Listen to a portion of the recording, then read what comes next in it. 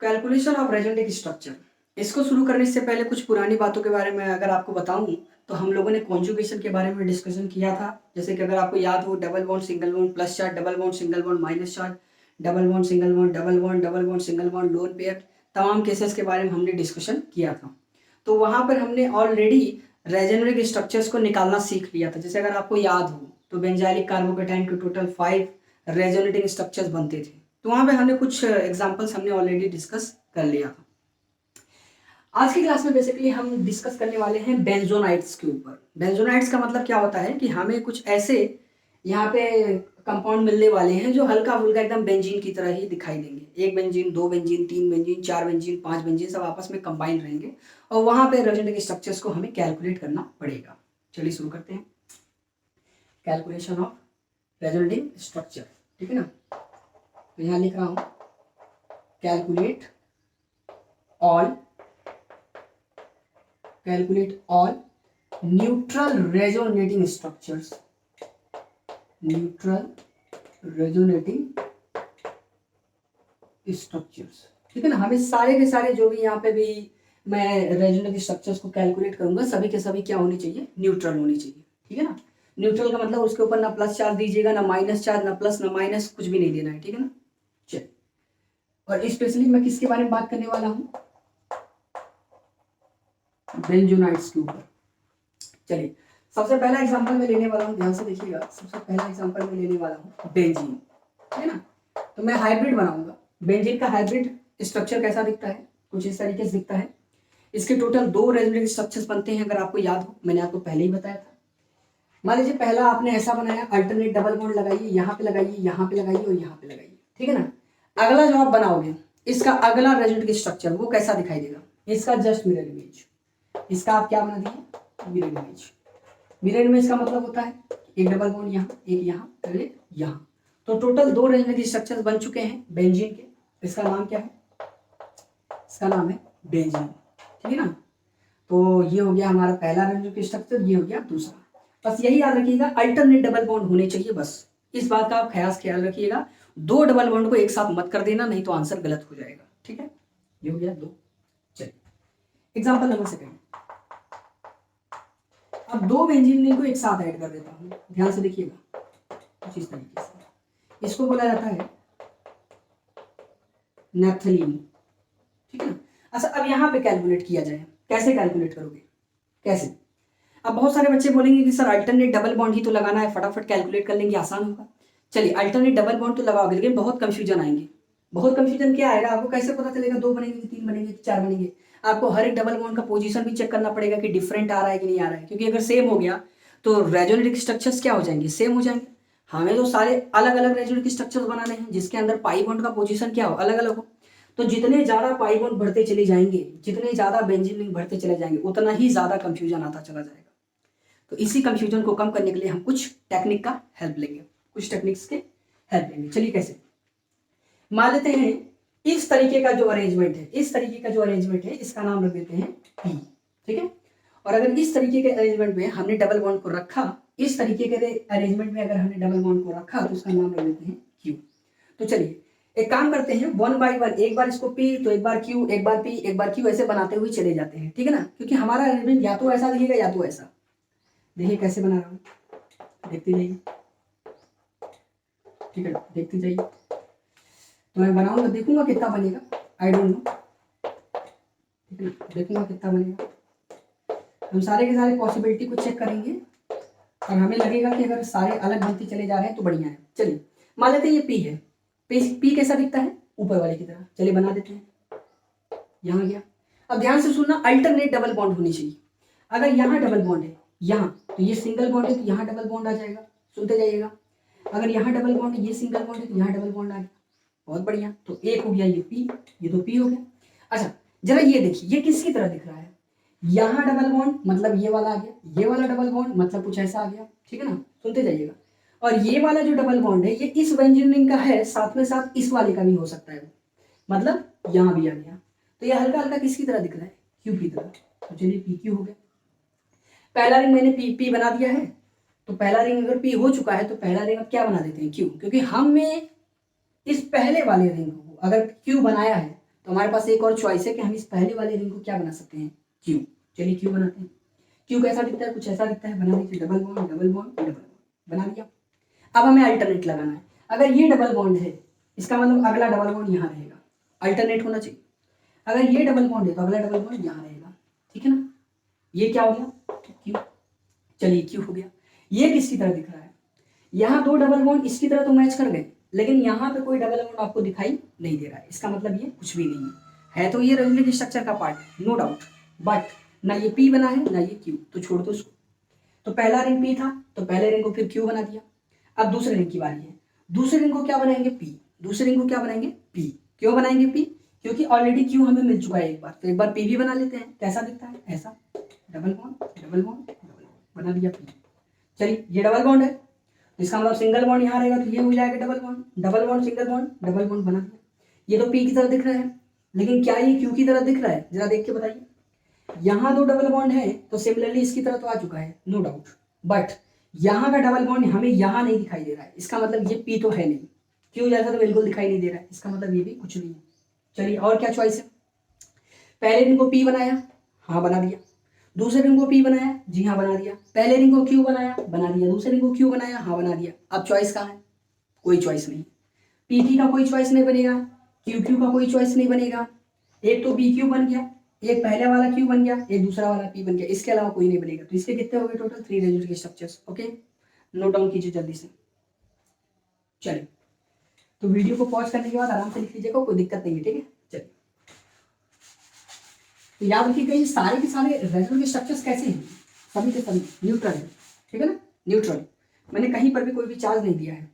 चलिए नेप्थलीन हो गया, आगे बढ़ते हैं। Anthracene, example number 3। एंथ्रासीन कैसा दिखता है, 3 बेंजीन रिंग को एक साथ ऐड कर दीजिए, so it will become anthracene, ठीक है ना। समझदारी के साथ काम लीजिएगा, वीडियो को पॉज कीजिएगा, इसका पहले स्ट्रक्चर बना लीजिएगा, फिर मेरा आंसर चेक कीजिएगा, ठीक है। तो टेक्निक का यूज कीजिएगा, कहीं पर भी डबल बॉन्ड लगाने की कोशिश करेंगे तो आंसर गलत हो जाएगा, कंफ्यूज हो जाओगे। टेक्निक लगाइए। चलिए एक बार यहां बना देता हूं, मेरा पी कैसा दिखता था, ये हो गया हमारा पी और ये हो गया हमारा क्यू। हमें इसकी मदद से अपने आंसर को बनाना है। ये हो गया पी, ये हो गया क्यू। चलिए शुरू करते हैं फटाफट। चलिए इसको बना लेते हैं पी, पहले वाले को पी बना लेते हैं। चलिए बना लेते हैं, ठीक है ना। चलिए एक काम करते हैं, पहले सारे के सारे ब्लॉक में ड्रॉ कर देता हूँ, उसके बाद आराम से हम सारे को बनाएंगे, ठीक है। 1 2 3, आई हैव नो आइडिया कि कितने इसके आंसर आएंगे, बट आई विल ट्राई। 1 2 3 4 बना लेते हैं, क्या पता अपना आंसर 3 आ जाए, या हो सकता है अपना आंसर 5 भी आ जाए, एक और बनाना पड़े। चलिए खैर लिमिट। चलिए इसको पी बनाते हैं। पी कैसा दिखता है, ऐसा दिखता है। चलिए पी बना दिया, ठीक है ना। तो ये अपना पी तो हो चुका है, ठीक है ना। अब हमें इसी डबल बॉन्ड के रिश्ते में बाकी के बॉन्ड्स बनाने हैं, ठीक है ना। तो डबल बॉन्ड हो गया, तो ये सिंगल बॉन्ड, तो यहाँ पे आ जाएगा डबल बॉन्ड। ये डबल बॉन्ड है, ये सिंगल बॉन्ड है, तो यहाँ आ जाएगा डबल बॉन्ड, ठीक है ना। अब लगाते चले जाइए, ये डबल बॉन्ड है तो ये सिंगल बॉन्ड है, तो एक डबल बॉन्ड यहाँ आ जाएगा, double bond single bond double bond यहाँ आ जाएगा। अब देखिए ये तो आपको पी दिखाई दे रहा है, राइट। चलिए आप जरा ध्यान से देखिए, ये डबल बॉन्ड दोनों एकदम एक्जैक्टली इससे मैच कर रहे हैं, ये दोनों डबल बॉन्ड की तरह, ठीक है। यहाँ का पाई बॉन्ड अगर यहाँ पे दिख गया, ये देखिए दिख गया, इसका मतलब ये बेंजीन और ये बेंजीन दोनों सेम है, तो इसका मतलब ये क्या हो गया, क्यों। तो ये तो कुछ भी नहीं है, क्यों कुछ नहीं है, क्योंकि यहाँ 2 डबल बॉन्ड तो है, लेकिन यहाँ कोई डबल बॉन्ड नहीं दिखा, तो ये कुछ भी नहीं है, मतलब ना पी है ना क्यू है। आगे बढ़ते हैं, जरा यहाँ ध्यान लगाते हैं। चलिए पी क्यू हो गया, तो पहला रिंग तो हमने पी बना दिया। अब हमारा दूसरे रिंग की बारी है। चलिए पहला रिंग हमारा पी हो चुका है, तो दूसरे रिंग को जरा पी बनाते हैं। कैसे बनाएंगे, ये देखिए double bond and double bond, ये हो गया हमारा पी। तो हमें 1 बाय 1 चलना है। पहले रिंग को पी बनाया तो दूसरा ऑटोमेटिकली क्यू बन गया, तो हमें इससे मतलब नहीं है। अब हम दूसरे एग्जांपल की तरफ आए हैं, इसको बना रहे हैं, तो अब हम दूसरे रिंग को पी बना दिए। चलिए पी बना दिए, आगे बढ़ते हैं। ये डबल बॉन्ड है, तो यहाँ डबल बॉन्ड, ये डबल बॉन्ड आ जाएगा अपने आप। यहाँ डबल बॉन्ड है, single bond double bond, double bond single bond double bond. तो हमने जब दूसरे रिंग को पी बनाया तो ये अपने आप, ध्यान दीजिए, ये क्यू की तरह दिखने लगा। चलिए ठीक है, तो पहला रिंग पी बनाया, उसके बाद ऑटोमेटिकली तैयार हो गया। दूसरा रिंग पी बनाया, ऑटोमेटिकली तैयार हो गया। अब हम तीसरे रिंग को पी बनाएंगे, ठीक है ना, क्योंकि अभी तक पहले रिंग में पी मिल चुका है, दूसरे रिंग में पी मिल चुका है, लेकिन तीसरे रिंग में पी नहीं मिला है। चलिए बनाते हैं, कैसा दिखता है, कुछ इस तरीके से बना दिया पी। चलिए अल्टरनेट डबल बॉन्ड लगेंगे, double bond single bond double bond, double bond single bond double bond, बहुत बढ़िया, double bond single bond double bond, double bond single bond double bond, तो हो गया। चलिए ये भी हो गया, पी कुछ भी नहीं, कुछ भी नहीं, हो गया। तो भाई हमने पी का किस्सा खत्म कर दिया, हमारे पास जितने भी कंडीशंस थे पी बनाने के हमने बना दिया। अब हमारी बारी है क्यू बनाने की। दूसरा रिंग क्यू बन चुका है, तीसरा रिंग क्यू बन चुका है, लेकिन पहला रिंग क्यू नहीं बना है। चलिए बनाते हैं, कैसे बनाएंगे। ये वाला क्यू दिख रहा है, बना देते हैं 1 2 3। चलिए क्यू बना दिया। अब ये क्यू बना दिए हैं, अब इसी के रिस्पेक्ट में बाकी बनाते हैं। डबल बॉन्ड यहाँ है तो यहाँ डबल बॉन्ड आ जाएगा, डबल बॉन्ड यहाँ है तो यहाँ आ जाएगा, ये डबल बॉन्ड यहाँ है तो यहाँ लगा दीजिए, यहाँ यहाँ लगा दीजिए, हो गया। अब इसके अलावा और नहीं बनेगा, आप कोशिश कर लीजिएगा। This is the Q. कितने बन गए टोटल? 4। टोटल कितने बन गए? ठीक है ना। देखिए 1 2 बार 3 बार आप 4 बार प्रैक्टिस कीजिए, उसके बाद आपको याद हो जाएगा। ठीक है ना, एंथ्राशीन हो गया। चलिए आपको मैं HW दे देता हूँ, 2 में आपको HW दे देता हूँ, आप इसे घर से करके आइएगा।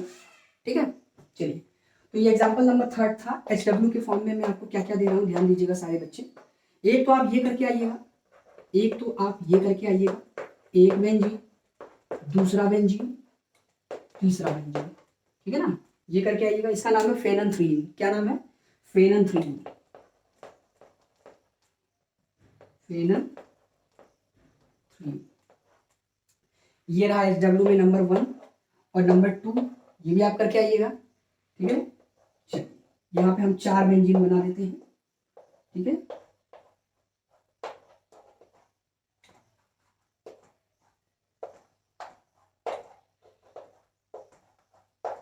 ये हो गया। इसका नाम है पायरीन। क्या नाम है इसका? पायरीन। पायरीन नाम है। ठीक है ना, तो ये 2 HW है, इसको भी करके आएंगे। चलिए लिख लीजिएगा वीडियो को पॉज करने के बाद, मैं आगे बढ़ रहा हूँ। ठीक है, चलिए तो मैंने 3 एग्जाम्पल डिस्कस किया है, आपको कुछ नहीं करना है, PQ को मानते हुए आपको बनाना है स्ट्रक्चर। अब याद रखिएगा, एक रिंग को अगर आपने P मान लिया तो दूसरे को P मानिए, फिर तीसरे को P मानिए, ऑटोमेटिकली आपको समझ में आता चला जाएगा। ठीक है ना, हो सकता हो कई बार ऐसा भी क्वेश्चन आएगा जहाँ पे आपको 2 2 P 2 2 Q 2 2 R मानना पड़े। R तो खैर है नहीं। Example number 4, example number 4, diphenyl. कैसा दिखता है, बनाते हैं। एक बेंजीन में एक और बेंजीन में, इसको बोलते हैं डाइफिनाइल। ठीक है ना। अच्छी बात यहाँ पे क्या है, अच्छी बात यहाँ पे क्या है कि दोनों बेंजीन अलग अलग ज्वाइन है, इनके बीच में कोई ऐसा कॉम्बिनेशन नहीं है, मतलब एक पाई बॉन्ड कॉमन आ जाए, ऐसा कोई सिचुएशन नहीं बन रहा है। तो आसान है, क्या करना है, एक बार इसको P मान लो तो एक बार इसको Q मान लो, लॉजिक बता दे रहा हूँ। एक बार इसको P मान लो तो एक बार इसको Q मान लो, सामने वाले को। एक बार इसको Q मान लो, ठीक है ना, ये तो पहला होगा, तो ये वाले को क्या मान लो, P मान लो। ठीक है, एक सिचुएशन ऐसा आएगा दोनों को P मान लो, और एक ऐसा सिचुएशन आएगा दोनों को Q मान लो, Q, Q। ठीक है ना, तो आपको कितनी पॉसिबिलिटी दिख रही है, आपको खुद दिख गया 1 2 3 4। तो आप टोटल 4 टाइप के स्ट्रक्चर्स यहाँ पे ड्रॉ कर सकते हैं, क्योंकि दोनों बेंजीन अलग अलग है। याद रखिएगा, अगर एक साथ कंबाइन हो जाते हैं और कोई एक पाई बॉन्ड कॉमन मिल जाए तो वहाँ दिक्कत आती है, तो उसके लिए आपको वो वाला केस लगाना है। ठीक है, डाइफिनाइल। तो टोटल आंसर कितना हो गया? ठीक है ना, इसके लिए भी HW लिख देता हूँ, मैंने आपको एक बताया है, बाकी HW लिख देता हूँ, करके आइएगा। चलिए 2 बेंजीन रिंग यहाँ भी बनाऊंगा, बीच में लिख देता हूँ CH2। ठीक है ना, इसको बोला जाता है डाइफिनाइल मेथिल। ठीक है, उसके बाद एक और एग्जांपल देता हूँ, benzene ring CH, benzene ring again CH, ये हो गया, इसको भी करके आइएगा। HW1 HW2, ठीक है ना, HW3। अब HW3 क्या है देखते हैं जरा, 4 बेंजीन रिंग लगा दीजिए। ठीक है ना, थोड़ा सा परम्यूटेशन कॉम्बिनेशन भी लगाओगे तो भी आंसर मिल जाएगा, कोई दिक्कत नहीं है। एक बार आप लोग दिमाग लगाइए, फिर मैं आपको इन दोनों का आंसर बता दूंगा। ठीक है ना, 4 बेंजीन करके आइएगा। तो 1 2 3 ये HW है। ठीक है ना, एक और HW देता हूँ। ठीक है ना, चलिए एक और HW देता हूँ, ये करके आइएगा। ठीक है, ये ध्यान से देखिएगा, ये बेंजीन रिंग है। क्या है ये? बेंजीन रिंग है, और इसके साथ में क्या ऐड कर रहा हूँ, ध्यान देना, इसके साथ में क्या ऐड कर रहा हूँ, पायरिडीन। ठीक है ना, पायरिडीन है ये, पायरिडीन और बेंजीन दोनों एक साथ ऐड हो चुके हैं। इसका भी करके आइएगा। तो क्या काउंट करना है आपको, पहले बता के रखा है टोटल रेजोनेटिव स्ट्रक्चर। पायरिडीन को थोड़ा अलग से कंपेयर कर लेता हूँ, थोड़ा अलग से इसको देख लेता हूँ। तब तक आप इसको लिख लीजिएगा, ठीक है। चलिए तो लॉजिक लगाइएगा। वहां पे आपको दिक्कत आएगी इसके पहले वाले जो केस में मैंने अभी डिस्कस किया, वहां पे जहां पे आप डिस्कस कर रहे थे पी की Q Q P P P, वो सब में डिस्कस कर रहे थे, वहाँ थोड़ी दिक्कत आती है। ये सब आसान है, ठीक है ना, क्योंकि सारे टेंशन रिंग अलग अलग कनेक्टेड है, तो यहाँ पे तो फिर भी कोई दिक्कत नहीं है, आप आपसे कर सकते हैं। चलिए आगे बढ़ते हैं और एक एग्जाम्पल और डिस्कस कर लेते हैं। Example number 5 number, example number 5, pyridine. Pyridine देखते ही कैसा दिखता है, ठीक है ना, ये होता है पाइरिडिन का स्ट्रक्चर। बेंजीन जैसा है, कुछ नहीं करना है, डबल बॉन्ड को अल्टरनेट लगा दीजिए, ठीक है ना, अलग अलग तरीके से। तो कैसे बनेगा जरा देखिए, ठीक है ना, मतलब कुछ बेंजीन जैसा हाल इसका भी है, ज्यादा अंतर नहीं है, बस नाइट्रोजन की जगह पे कार्बन दिखाई दे रहा है। अल्टरनेट डबल बॉन्ड लगाइए, एक बार यहाँ लगाइए, एक बार यहाँ लगाइए, एक बार यहाँ लगाइए। अब यहाँ डबल बॉन्ड लगा दिया है तो इस बार यहाँ लगा दीजिए। अगर यहाँ लगा दिए इसका मतलब यहाँ लगाना पड़ेगा, फिर यहाँ, तो हो गया यहाँ पी एंड क्यू, इसको भी पी क्यू मान लो। तो यहाँ पे जो मैंने चौथा नंबर होमवर्क दिया है, आप उसको इसी लॉजिक से लगा सकते हैं। एक बार पाइरिडीन कुछ इस तरीके से बना सकते हो, एक बन जाएगा, एक बार इस तरीके से बना सकते हो, एक और बन जाएगा, तो दो तो इसके बन जाएंगे और दो इसके, तो 2 2 जा 4, तो आंसर 4 आएगा। चौथा एग्जाम्पल जो यहाँ दिया था उसका आंसर 4 आ जाएगा। तो लॉजिक लगाइएगा, आपको आंसर मिल जाएगा। चलिए लिख लीजिएगा।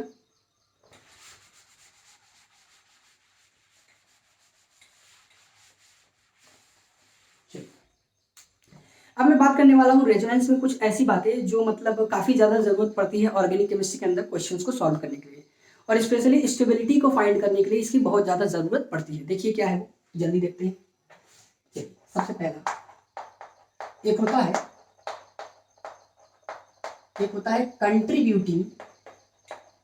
कंट्रीब्यूटिंग रेजोनेटिंग, एक होता है कंट्रीब्यूटिंग रेजोनेटिंग स्ट्रक्चर, ठीक है ना, कंट्रीब्यूटिंग रेजोनेटिंग स्ट्रक्चर। एग्जांपल से समझाते हैं जरा सा। मान लीजिए एग्जांपल के तौर पे ले लेता हूँ CH3C double bond O minus, ठीक है ना, इसको बोला जाता है एसीटेट आयन।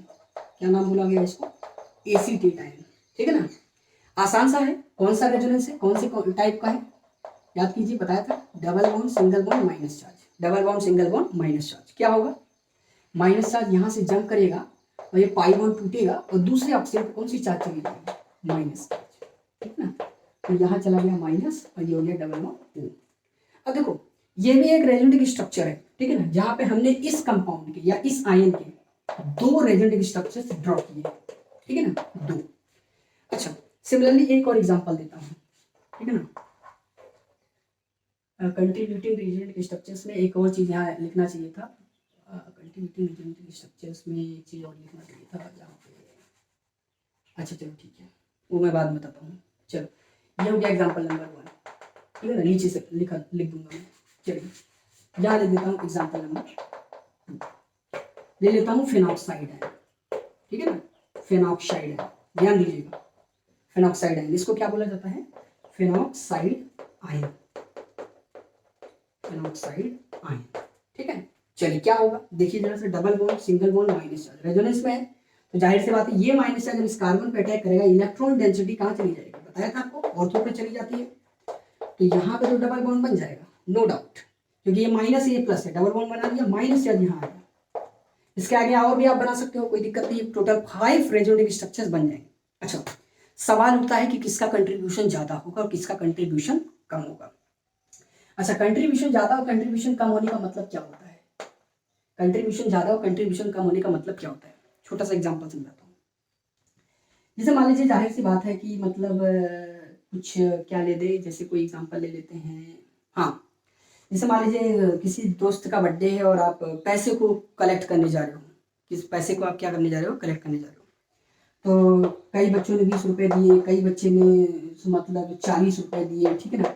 एक ऐसा मतलब तुम्हारा दोस्त मिला जिसने मतलब लगाया एकदम और बोला भैया अपन तो 5000 देगा, इसने 5000 दे दिया, तो आप तो यही बोलोगे ना कि इन सब का कंट्रीब्यूशन कम है लेकिन इसका कंट्रीब्यूशन क्या है, ज्यादा है, योगदान जिसको बोलते हैं।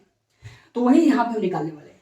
अब जैसे यहाँ पे भी 2 बने हैं, ठीक है ना, यहाँ पे भी 1 बना है, एक और बना है, और भी बनेंगे, लेकिन हम इन दोनों में ही अपना काम निकाल लेंगे, इन दोनों से ही। सवाल ये उठता है कि दोनों में ज़्यादा कंट्रीब्यूट कौन करेगा, दोनों में ज़्यादा बनना कौन चाहेगा, मतलब ये ज़्यादा बनेगा या फिर ये। और अगर एग्जाम्पल नंबर सेकंड के बारे में बात करेंगे तो ये ज़्यादा बनेगा या फिर ये। आसान सा जवाब है, सीधा सा जवाब है। केमिस्ट्री की दुनिया में वही मॉलिक्यूल ज़्यादा बनना चाहेगा, ध्यान से सुनिएगा। केमिस्ट्री की दुनिया में वो मॉलिक्यूल या आयन या कैटायन या एनायन वही ज़्यादा बनना चाहेगा जो ज़्यादा स्टेबल होगा। क्या होगा, ज़्यादा स्टेबल। सवाल उठता है ये कैसे पता चलेगा, हम चार्ज से निकालेंगे। हालांकि मैं आगे स्टेबिलिटी निकालना बताऊंगा, आगे निकालना बताऊंगा, अभी मैं हल्का सा आइडिया दे देता हूँ। ऑक्सीजन पे माइनस चार्ज है, यहाँ कार्बन पे माइनस चार्ज है, ठीक है ना। मोर इलेक्ट्रोनिगेटिव एटम के बारे में अगर मैं बात करूँ, ठीक है ना, यहाँ पे मैं अगर मोर इलेक्ट्रोनिगेटिव एटम के बारे में बात करूँ तो इलेक्ट्रोनिगेटिविटी फैक्टर के हिसाब से ऑक्सीजन की इलेक्ट्रोनिगेटिविटी कार्बन से ज़्यादा है, तो ऑक्सीजन के ऊपर माइनस चार्ज ज़्यादा कंफर्टेबल होता है और कार्बन के ऊपर माइनस चार्ज लेस कंफर्टेबल होता है, क्योंकि इसकी इलेक्ट्रोनिगेटिविटी ज़्यादा होती है और इसकी इलेक्ट्रोनिगेटिविटी क्या होती है, कार्बन की कम। तो इन दोनों में कभी कंपैरिजन की बात आएगी तो फर्स्ट और सेकंड में कौन सा कंट्रीब्यूट ज़्यादा करेगा, फर्स्ट वाला। अच्छा, यहाँ पर क्या किस्सा फंस रहा है, यहाँ पे किस्सा क्या फंस रहा है, ध्यान से सुनिएगा। फर्स्ट और सेकंड में अगर आप ध्यान दीजिए तो यहाँ पे भी माइनस चार्ज किस पर है, ऑक्सीजन पे, यहाँ पे भी माइनस चार्ज किस पर है, ऑक्सीजन पे। इसके केस में इसका केस क्या है, अलग है। तो यहाँ पे दोनों की इलेक्ट्रोनिगेटिविटी क्या है, सेम है, मतलब सेम इलेक्ट्रोनिगेटिव से सेम इलेक्ट्रोनिगेटिव एटम पे जा रहा है। तो ये एक्चुअली क्या होगा, इन दोनों का कंट्रीब्यूशन क्या रहेगा, बराबर करेगा। यहाँ बराबर क्यों नहीं रहेगा, क्योंकि यहाँ ज़्यादा स्टेबल है, यहाँ कम स्टेबल है। तो जो ज़्यादा स्टेबल है वो ज़्यादा बनेगा, तो ये ज़्यादा बनता है, ये कम, तो ये ज़्यादा कंट्रीब्यूट किया।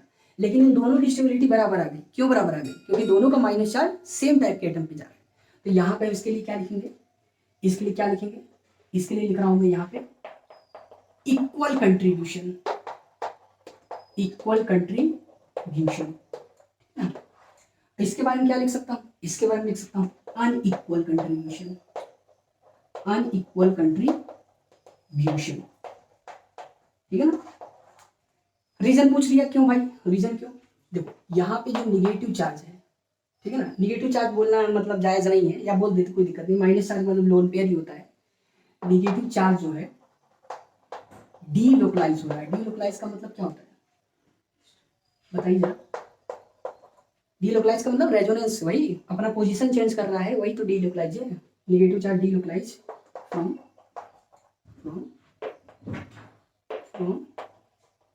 मोर electronegative oxygen to more electronegative oxygen, ठीक है ना। यहाँ पे क्या दिक्कत है, यहाँ से क्या दिक्कत है, more electronegative oxygen to less electronegative carbon atom, है ना। अच्छा, अब इन दोनों में एक बहुत बड़ा सवाल ये निकल के आता है कि कौन सा रेजोनेंस ज्यादा मतलब सक्सेसफुल रहेगा। मतलब अगर कभी ये पूछ लिया गया, जैसे अगर पूछ लिया गया कि इन दोनों में किसकी डिमांड ज्यादा है, या मतलब इन दोनों में स्टेबिलिटी किसकी ज्यादा है, मतलब कौन ऐसा फैक्टर है, मतलब इक्वल कंट्रीब्यूशन वाला फैक्टर या अनइक्वल कंट्रीब्यूशन वाला फैक्टर, कौन सा फैक्टर रेजोनेंस स्टेबिलिटी को बढ़ाता है, कौन सा ऐसा फैक्टर है जो रेजोनेंस स्टेबिलिटी को बढ़ाता है। मतलब जाहिर सी बात है कि ये भी एक एनायन है, ये भी एक एनायन है, इस पर भी माइनस चार्ज है, इस पर भी माइनस चार्ज है, यहाँ का माइनस चार्ज ऑक्सीजन पे है, यहाँ का भी माइनस चार्ज ऑक्सीजन पे। सवाल उठता है कौन सा ज्यादा स्टेबल है।